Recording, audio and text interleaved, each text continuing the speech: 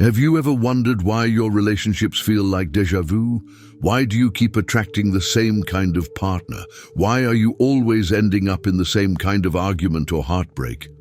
It's not bad luck, it's psychology. More specifically, it's childhood trauma. And understanding how your past still lives in your present can be the key to breaking free from repeating it. As children, we learn about love not through words, but through experience. The touch of a parent, the tone of their voice, the reliability of their presence. If love felt conditional, chaotic, or unsafe, that becomes the blueprint our nervous system uses in adulthood. Even if we consciously want something different, our body will keep attracting and recreating that dynamic until we clear it up. For example, if a parent withdrew affection when you were a kid, maybe they only showed love when you were really good or quiet or little, that teaches you that love equals anxiety or inconsistency. So as an adult, you may unconsciously seek out partners who recreate that dynamic. They might be hot and cold or attentive one minute and checked out the next. This is what we call a trauma bond. Now, before we go further, let's talk about this word trauma. It doesn't have to refer to a big event.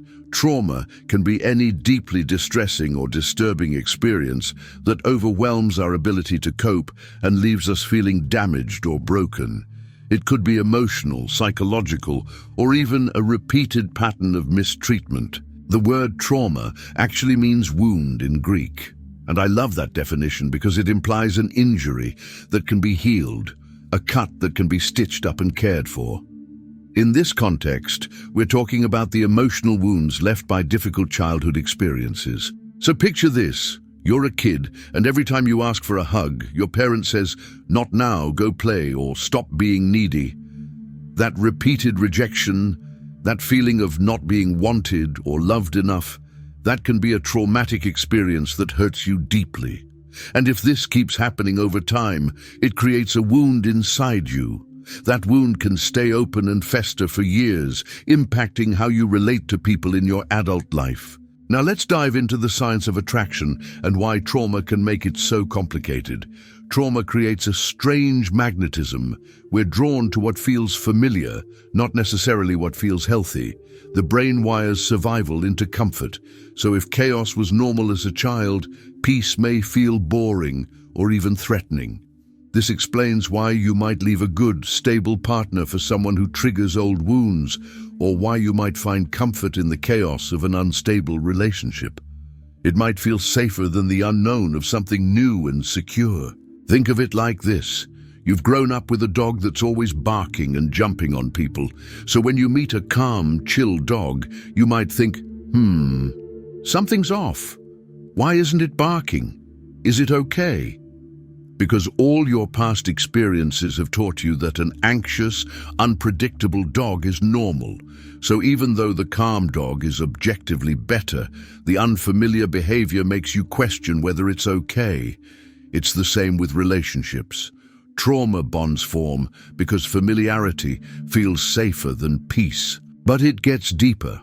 Childhood trauma also teaches the nervous system to overreact or shut down when it senses threat.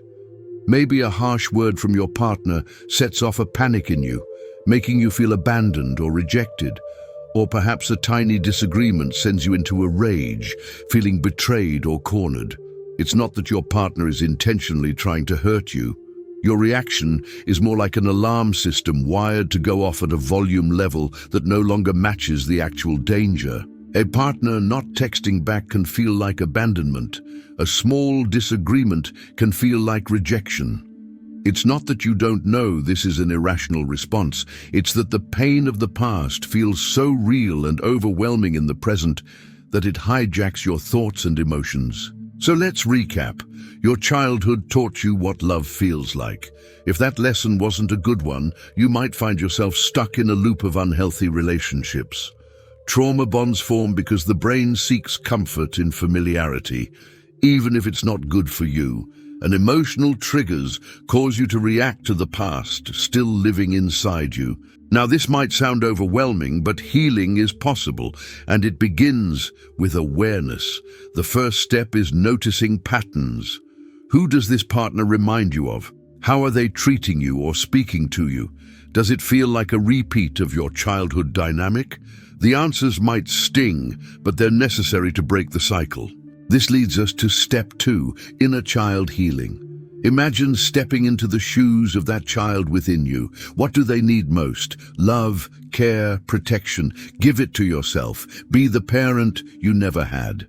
This doesn't mean ignoring your adult needs. It means acknowledging both the child and the adult you are.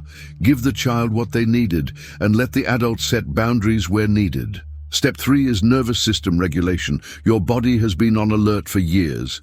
Now it's time to turn down the volume on that distress.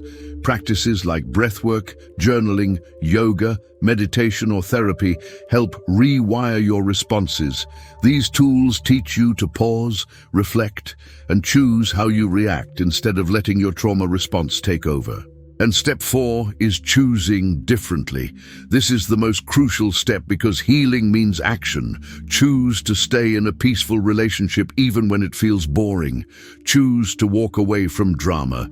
Choose to not recreate the past. This may feel unfamiliar at first. Healthy love might feel strange or even uncomfortable because it's different from what you're used to. But with each choice, you're rewiring your brain.